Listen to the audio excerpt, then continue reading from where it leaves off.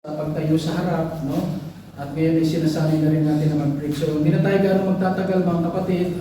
Ipilit ko lang kayo sa prayer and then tatawagin na natin ang ating kapatid, no? Salamat sa pagbibigay nyo ng kahit konting panahon, no? Konting panahon para ma-encourage ang kapatid natin. Tayo tumayo, tayo manalangin.